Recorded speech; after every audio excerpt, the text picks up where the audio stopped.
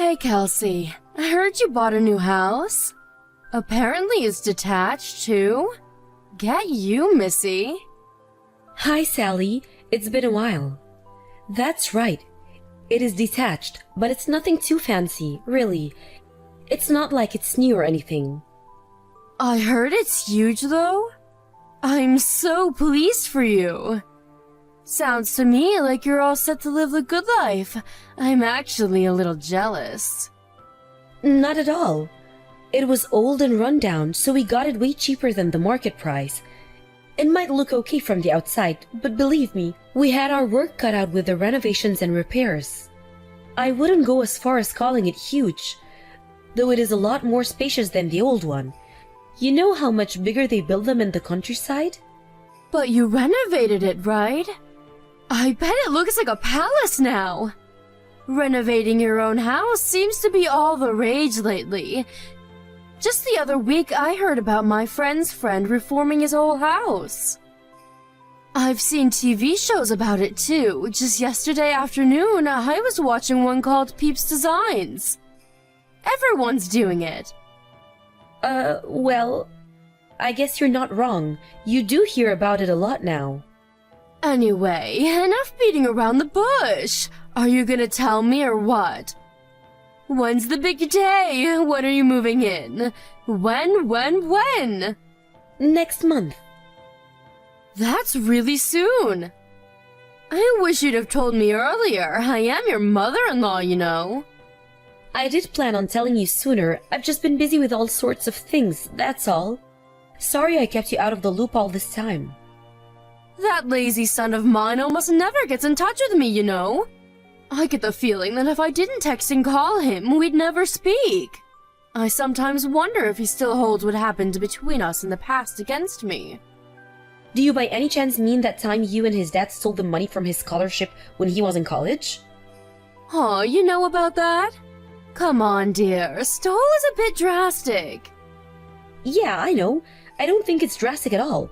I heard all about how you gambled away his entire scholarship fund on the slots at the casino.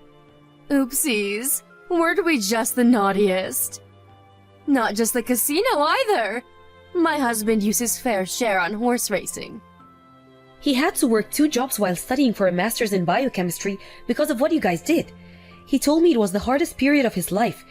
He literally had no free time and was getting by on cup noodles, 3 hours of sleep a night, and ungodly amounts of coffee. As if that wasn't bad enough on its own, he said your dad took most of his wages too. It was hardly our fault. We were going through a really difficult patch back then. Without Anthony's help, we would have never been able to keep up with the absurd repayments on our debts. Can you believe it's even legal for them to make us pay that much? I know it can't have been very easy for my son, but, well, whatever. It's ancient history now. What is family for if not helping each other out in a pinch? Oh, I don't know. Maybe not getting them into pinches in the first place? Besides, Anthony ended up being the one responsible for the repayments on the scholarship money you stole. Not only that, but he had to bear all the burden by himself, and was threatened with expulsion from college if he didn't keep with them up. Is all of this true? Yup, sure is. What of it?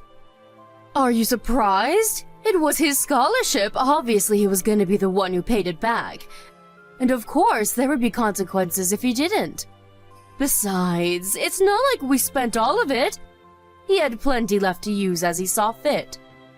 It's an undeniable fact that some of it got spent on college stuff and living costs, you know. Books, stationery, food, and of the like. Of course he should pay it back. He signed the document, so he has a duty. I just can't shake the feeling that his share of the burden was disproportionate with how much he actually got to spend on the stuff the scholarship was intended for in the first place.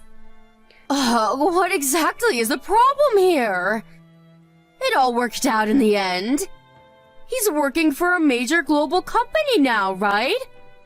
Not only that, but you're rich enough to be able to afford a huge detachable house in the countryside, so things can't be all that bad.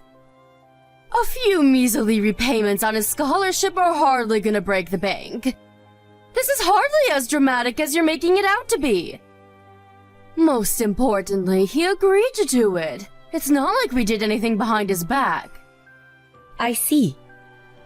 Anyway, forget that. This is old news, and we have much more important matters to discuss. Which reminds me, there was something I wanted to talk to you about. Something important? Yes, very, very important. Me and my husband have decided to move in with you both in your new house. Which means we'll be seeing you next month, Kelsey, my dear. Excuse me? Is my phone broken? Am I reading this right? You're moving in with us? You certainly are. You didn't think you were gonna be able to buy a big luxurious house like that and not share it with your beloved in-laws, did you? Let's be real here, that place is far too big for just the two of you to live in. You'd be bored and lonely without us. It just so happens that me and my husband have been wanting to live in a big old house in the country for years now. It even has a yard, doesn't it? I'm so excited! I have all sorts of ornaments to decorate the lawn with. We couldn't believe it when we heard the news. The timing was so good anyone would think it was fate. Whoa! Just slow down a second, Sally. You can't just invite yourself to live with me and Anthony all of a sudden. Have you even mentioned it to him yet? Because this is the first time I've heard of it. Don't worry about him. He's always been a mommy's boy. He'll be over the moon when he finds out he's going to be able to see me every single day. He always was such a good, obedient child, and he's no different now. But still, it's not fair of you to spring this on us like this. That house was supposed to be for me and him to live in. We do have circumstances of our own, you know. What makes you think we're in any position to accommodate you? Circumstances? What kind of circumstances? Anthony's suffering with an illness. We found out a couple of days ago. He has cancer. What?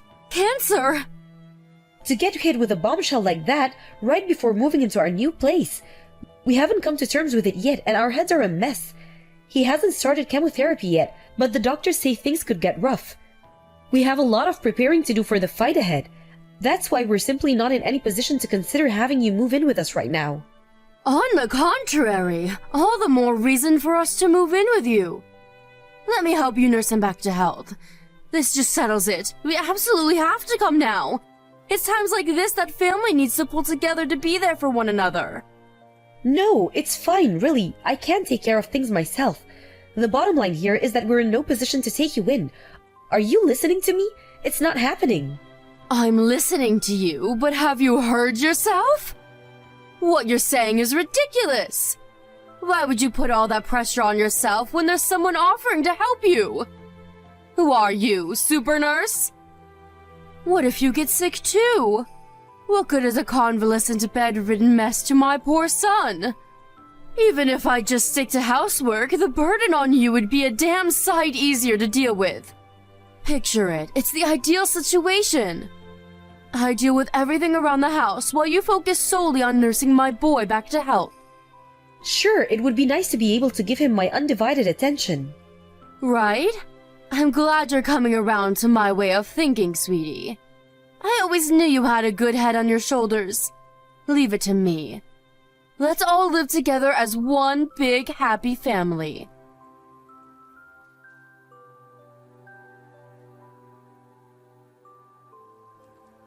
Sally, what on earth is going on here? The house looks like a bomb site. I go out for one day and I come back to find the place looking like a hoarder's den? Welcome home, sweetie. If you're back, why don't you be a dear and get to work on the housework right away? The kitchen's dirty. How about you do something yourself for a change? Not only that, but you need to stop forcing Anthony to drive you places. He's going through the worst phase of the side effects right now. He's barely fit to walk around on his own, let alone drive the damn car. But it was raining. What else was I supposed to do? You're a clever girl. I'm sure you understand I had no choice. It's impossible to get anywhere living in the middle of nowhere without the car. Why did you have to buy a house this far from civilization in the first place? What does the location of our house have to do with you forcing your seriously ill son to chauffeur you around like you're a freaking aristocrat? Those are two completely different issues. You have to stop this. I do wish you'd shut up already.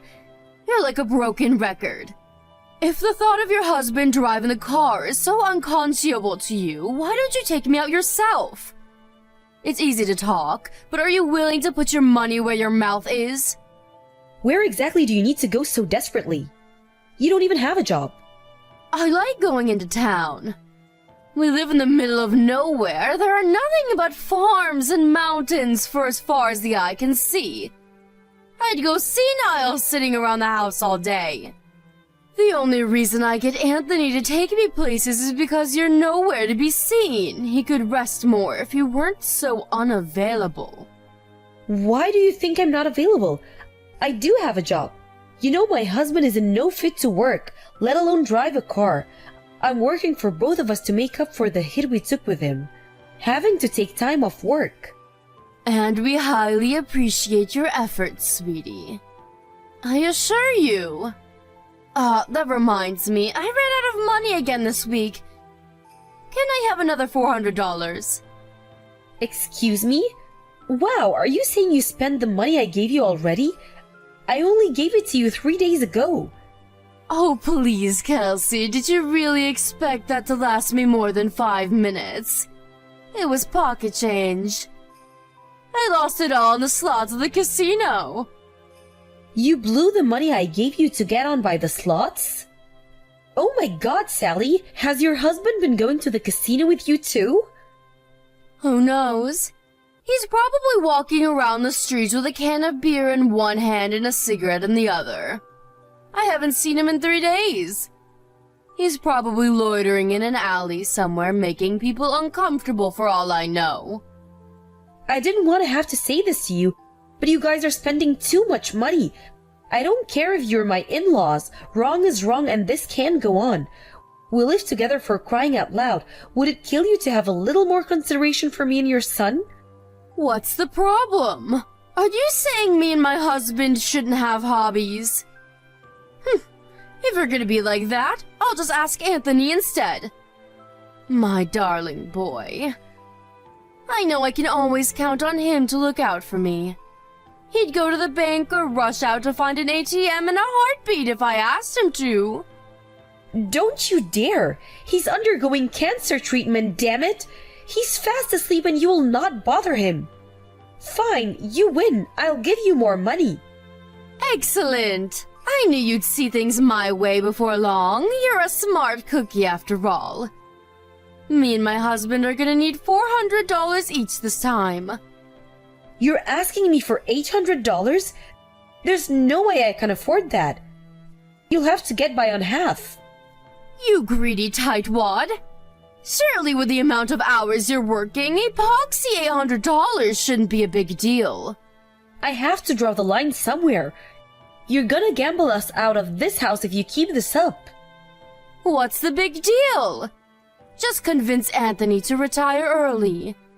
He'll get a nice, juicy severance package, and our money worries will be a thing of the past.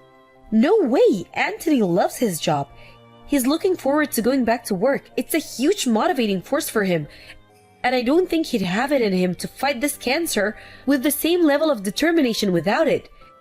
If he quits, who's to say he won't lose the will to fight the disease? And then what? Stop being so selfish. It's time to face reality, Kelsey.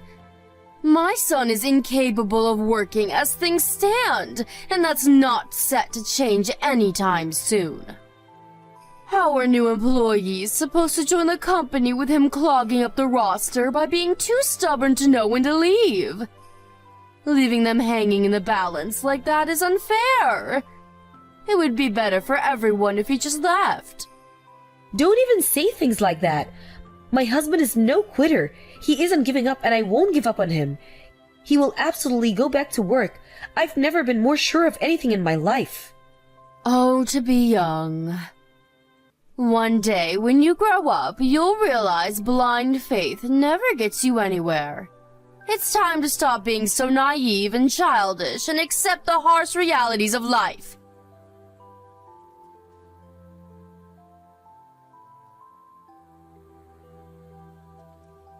Kelsey, I'm going for a few drinkies with the girls before I come home this evening.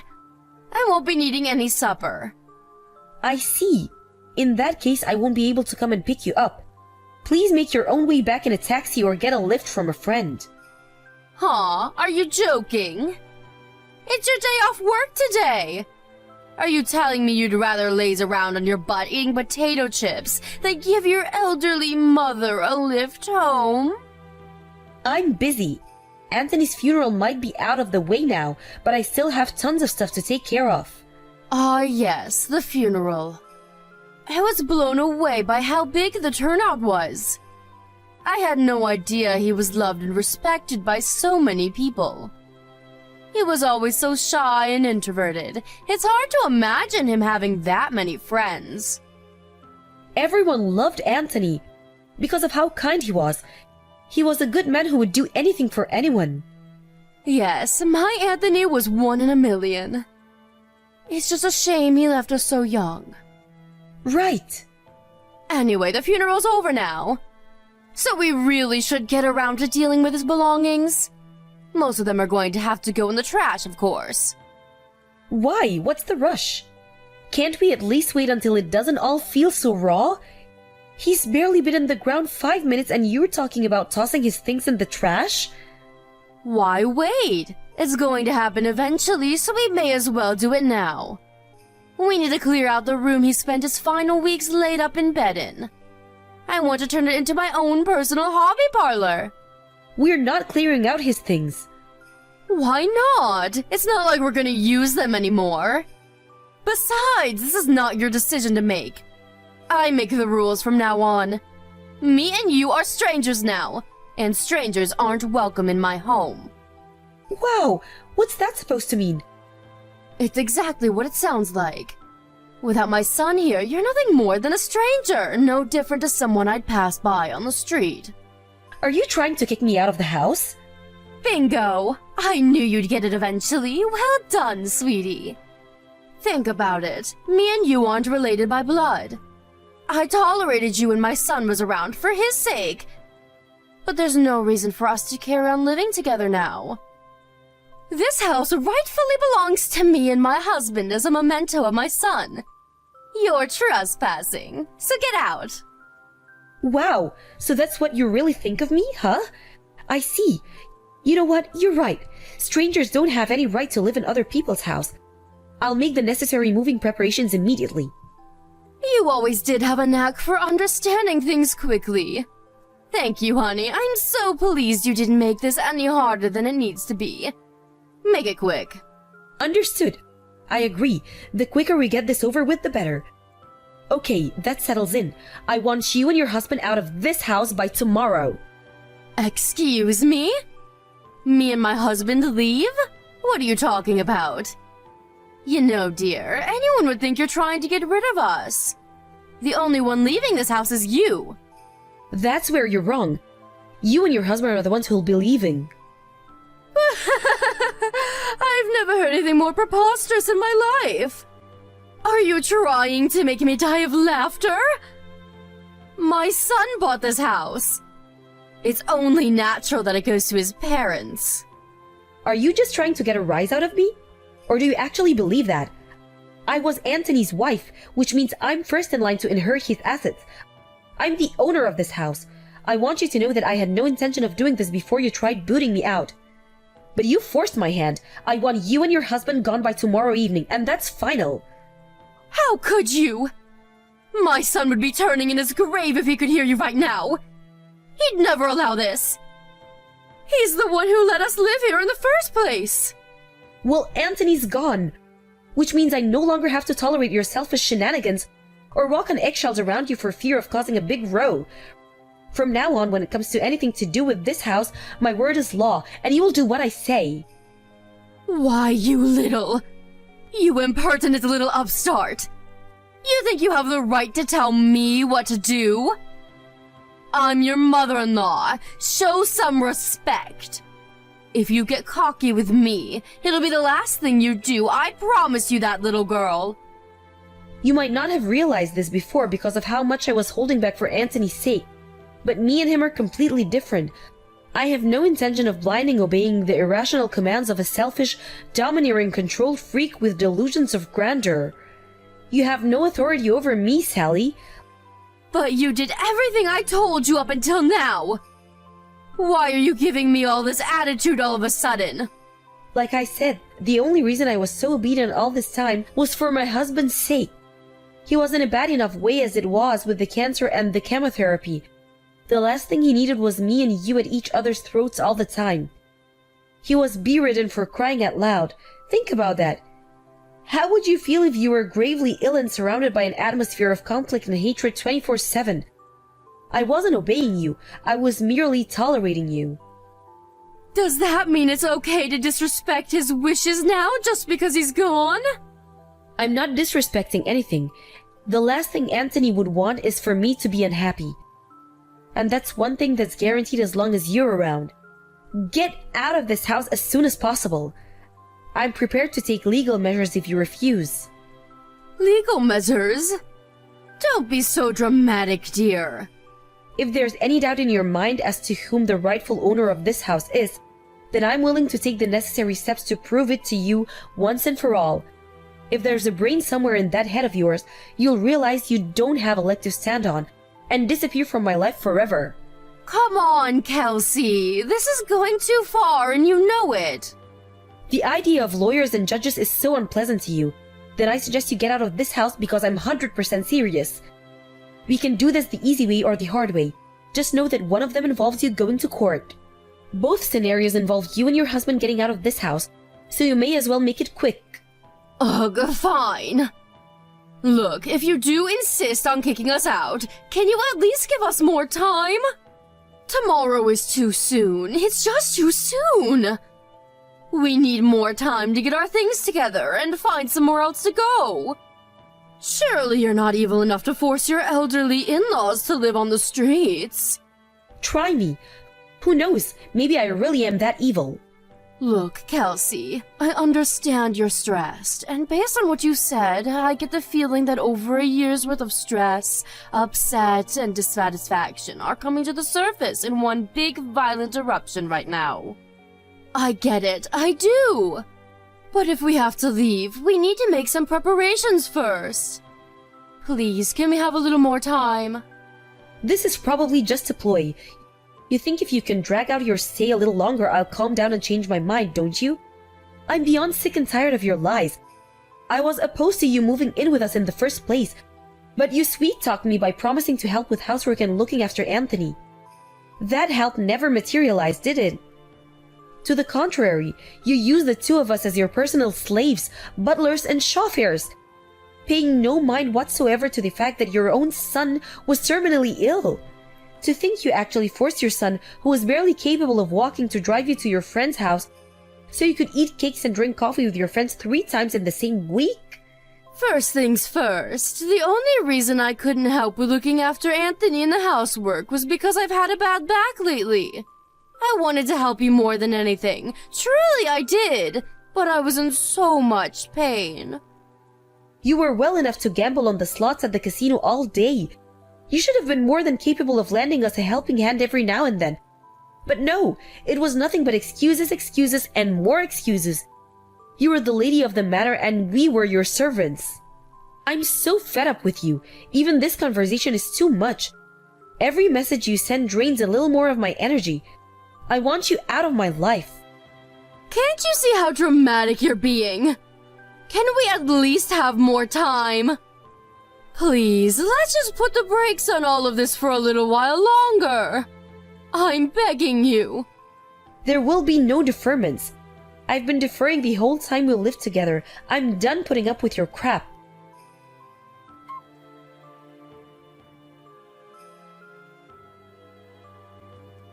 What the devil is going on? Why is all of our stuff piled up outside in the yard? I told you yesterday you were to be gone by tonight. Read through the chat logs if you're struggling. I also made it clear there would be no deferments. Are you serious? You actually intend to kick us out onto the streets? How many times do I have to tell you? I'm not as soft as Anthony was. Besides, you said it yourself. We're strangers, right? Even so, that doesn't justify taking such extreme measures. You've crossed the line. My son would be so disappointed with you. Nope, actually. I don't think you could be more wrong. In fact, this is actually what Anthony wanted. Everything that's happening right now is happening with his approval. How the hell is that even possible?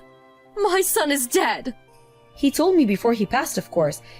He apologized for the inhuman amounts of stress I had to endure as a result letting you two move in with us. He broke down and apologized profusely in floods of tears. Then he told me that he wanted me to cut all ties with you once he was gone. Wait, what? There's no way my darling boy would ever say such a thing about his own mother. To the contrary, he made it very clear. There is no doubt about it. He was racked with guilt and regret over letting you live with us and wanted to make up for it at all costs, which he still could. He even put it into writing. He must have known you wouldn't believe me and would try pulling every trick in the book to escape your fate. No way. How could he do this? That boy used to do whatever I told him to. Tell me, Sally, why do you think he did whatever you told you? Why do you think he went along with your absurd demands? Why do you think he tolerated your god-awful behavior for so long? Don't you think it's a little odd? He didn't think the things I asked him to do were absurd. He was just a good boy with nothing but love and respect for his mother, plain and simple. Interesting. How do you explain him calling you a toxic parent then? He was fully aware you were exploiting him. Plus, causing me stress and suffering was the last thing he wanted to do, which is why he did consider saying no and refusing to let you live with us. Huh? But he gave in and accepted it by the end. Why do you think that might be? I didn't understand it all the time. If my parents were as toxic as you, I'd have to cut them out of my life a long time ago. Sure, you might struggle to get by now. You're officially homeless. But that's not my problem. Why, you ask? Why? Because my son was kind and caring. You and him couldn't have been any more different, you evil witch. Bingo. No matter what selfish, manipulative scumbags you are, you were his parents and he loved you. But one thing's for sure, he was the only person on this planet who was capable of that. Your single protector and ally is now gone. Are you going somewhere with this? What exactly is your point? You're pretty dense, huh? My point is, there's not a single person left in the world who loves you and your waste of space husband. Let's face it, you don't even love each other, do you? You're nothing more than a pair of pathetic vermin huddling together out of fear of being alone. What did you just... Vermin? How dare you? Don't get me wrong, I'm not saying you were always vermin. Huh? My husband told me everything. His childhood memories of you. He told me about how way back then, when your husband fell ill, you dropped everything to care for him around the clock. He told me about how you'd make up lunchboxes and take him for picnics, to the zoo or for scenic walks by the river.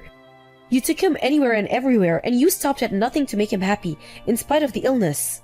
My son told you all that? But eventually you changed. You were around your rat of a husband for too long, and eventually you became vermin too. The only reason Anthony agreed to let you move in with us was because he remembered the good times. And he believed that somewhere, hidden away deep inside you, was the mom he used to know and love. He thought maybe you'd turn over a new leaf. I think he genuinely believed you when you said you were moving in to help out with the housework. And with looking after him. He accepted you with a heart full of hope. Hope? But that hope was smashed into tiny little pieces. You betrayed your son. I betrayed him? What are you even saying? Surely you don't believe that. There's an old candy tin in one of the boxes of your stuff out in the yard. Why didn't you take a look inside? This dirty little tin? What is it? It belonged to Anthony, but I have no need for it, so it's all yours. I said, what is it? Inside that tin is an origami gold medal. Remember it? Remember that time he caught an awful cold and had to drop out of the school track in field event? He'd been training so hard and couldn't wait to compete. He was so down in the dumps about the whole thing.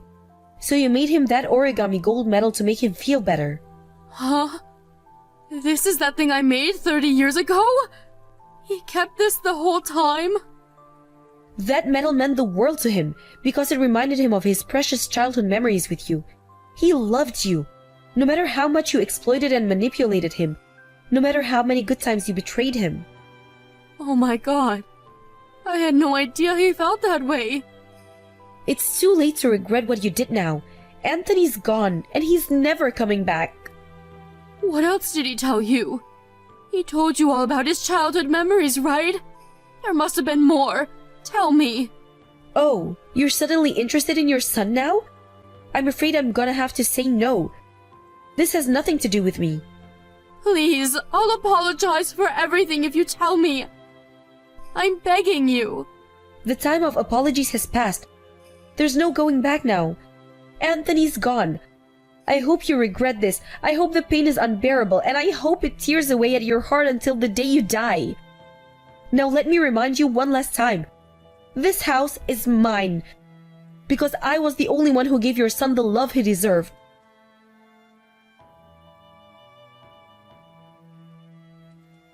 Not long after that, my father-in-law started causing a commotion outside the house, demanding I stop this nonsense at once and let them back in, but his wife soon shut him up.